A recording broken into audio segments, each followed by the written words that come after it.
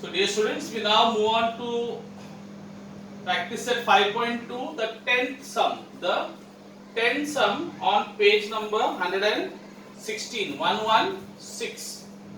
So in the 10th sum, the 10th, the 11th and the 12th, they are all the same type of sums, okay? 10th, 11th and 12th sum, they are all of the same type, where we will be using two formulas. We will use the formula for finding the point of internal division. Point of internal division, which you learned in the same practice set in sum number 1 and 2. 1, 2, you learned in 3 and you learned in 5. Okay, and then also we'll be learning, we'll be using the formula. What is that formula for finding the midpoint formula, which we learned in sum number 4 and 6. So here in other words, we'll use the knowledge of the point of internal division formula and midpoint formula. So we'll be applying these two formula in these sums. Okay. Before this, we had to use only one formula, either midpoint formula or point of internal division formula or centroid formula. But yeah, of course, here in this 10th, 11th, 12th, we won't use centroid formula, only midpoint formula and point of internal division formula. So let's read this question. Then I will refer you to the diagram on the board. Find the coordinates of the point of trisection of the line segment AB with A and B as the whatever coordinates are given to you. So you have a segment AB. Now see the word, they say find the coordinates of the points of trisection. Trisection, okay? When I say tri means three. Section means you have to cut. There are three parts, okay? In other words, you have to find the points which cut that segment into three parts. Tri means three, section means cuts, okay? Now for cutting a segment into three parts, how many points you will require? You tell me. You will say for cutting a segment into, now let's say midpoint. When you put a midpoint, how many parts are made in a midpoint? When you put a midpoint on the segment, a midpoint cuts a segment to how many parts? Two parts. So if I want point of trisection, three parts, I will need 2 points, not 3 points, 2 points. So can you see here? I've got 2 points. So I'll say who are the points of trisection? Point C and point D. That's why you got 3 parts. Can you see AC, CD and DB? Okay. So don't get confused. When I say trisection means 3 parts, and for 3 parts you require 2 points. So 2 points will give you 3 parts. Okay. But if you cut 2 times, you will get 3 parts. Now of course you take any cloth piece, anything, any thread, and you cut it 2 times, you will get 3 parts. Okay, not 3 times. When you cut 3 times, you get 4 parts. So remember this logic. Okay. So let's begin. So what I'll do is, I'll first find this point. Okay. Now all these parts are equal. Okay. So can I say that each part is 1 unit? So that means from here to here, A to C is 1 unit. Okay, C to D is 1 unit and D to B is 1 unit. But if I add, but now for point of internal division, so let's say I take point C as a point of internal division. You can also take point D, but I am showing you point C. Suppose you take point C as a point of internal division formula. Okay, or finding. So what is this? So you need a ratio, no? Ratio. What is the ratio here? 1. And what is the ratio of CB? CAB will be 1 plus 1, that will be 2. So in other words, this is 2 parts. No, yes or no? This is 1 part and these are from C to B is 2 parts. Clear? Now what is the ratio? 1 is to 2. So my ratio M is to N is 1 is to 2. So let's begin. So what is the formula? We know for finding the point of internal division, we learnt it.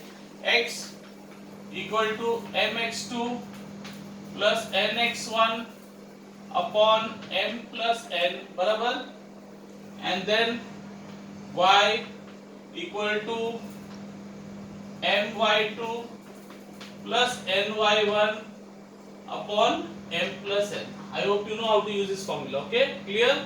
Is the sum clear till here? Okay. Now x, m. What is my m? M is 1, n is 2, right? Okay, m is 1, n is 2. So writing x equal to m is 1. So 1 into m into x2. What is x2? Minus 4. So 1 into minus 4 plus n. N कितना? N is 2. Okay?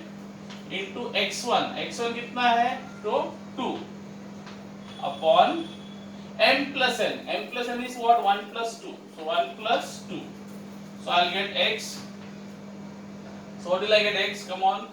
1 into minus 4 is minus 4 plus 2 to the is what? 4. So minus 4 plus 4 upon 3. So what is minus 4 plus 4?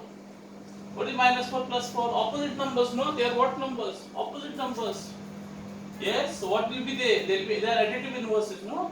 So what will additive? No, opposite numbers. So sum of two opposite numbers are always what? 0. So minus 4 plus 4 is 0.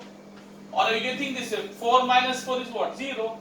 So x is 0 upon 3. What is 0 upon 3? I'll write 0 directly. Okay. Same way here. Y. Y is m. M कितना है? M is 1 into y2. y2 कितना है? What is y2? Minus 8 plus n. N कितना है? 2 into y1. What is y1? y1 is 7 upon m plus n. M plus मतलब 1 plus 2. So I'll get y equal to 1 into minus 8 कितना होता है? Minus 8 plus 2 sevens are 14 and 2 plus 1 is 3. Now think this way. Instead of doing minus 8 plus 14 to ulta. 14 minus 8. What is 14 minus 8? 6. And what is 6 divided by 3? 2. So the answer is 2. Clear? Think the other way around. Clear? Fine? Now I got my C, point C. So what is my point C? My point C is what? X comma y. So x is 0, y is 2. So 0 comma 2. This is my point C. So I got 1 point of trisection.